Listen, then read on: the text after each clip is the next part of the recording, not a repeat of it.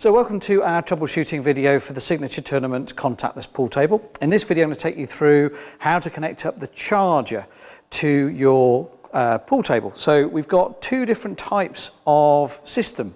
We've got the Mark 1, which is where the cable goes in. So this would actually be on the underneath of your pool table. And the cable just goes straight into the bottom of the unit there and just clips in there. And then this piece plugs into this cable here like that, and then that runs to your charger cable. So that's the Mark 1 version, plugging straight in the bottom. The Mark 2 version we've done has a solid piece of cable sort of connected permanently to the bottom there, and then it has a separate cable that goes onto here. The reason for doing that is just in case it's easier to be able to connect and disconnect, and also if somebody does trip over the cable, that just comes out really easily and stops the socket going in there and breaking it. So that's why we've changed this. So that just goes into there like that, and again that piece there just connects into the charger unit just like this. And if you're worried that your unit isn't charging at all, just make sure that all these connectors are all just pushed in together properly, just to make sure it's all working perfectly. Let's show you how you can read the charger unit. So if you see here, first thing is you've got this red light. So a permanent red light just means that you've got power. So it actually says power there. And that'll be permanently lit red as long as you've got it plugged into the mains and there's nothing wrong with it. If there's something wrong with it, then you'll get a flashing fault there. And that could be, there's a problem with the battery, there's a problem with the cables. So that will tell you you've actually got a fault with the charging piece. If it's charging fine, then that will be lit red because it's telling you that it's just turned on. And you've got the charging light here blinking away. So again, it says charging. It's got a little bit of green there showing that it's blinking. So that is just flashing there.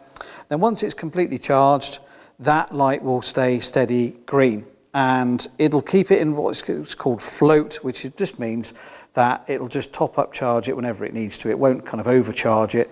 It'll just top up charge the battery to keep it in a perfect state, and it's fully charged and ready to go. So that's how you read the charger and how you connect it all up to your pool table. Okay, so you've connected up your charger. All you've got to do is now turn the pool table on. And what you do is you've got the red switch, you just switch it. There are two little sort of green and red lights just down there. When you switched it in that direction, that turns it on. If you want to turn it off, then flip it the other direction, that will turn the table off, and that will stop the contactless reader working, and it will keep the charge that's in the battery. It won't run down overnight, for example.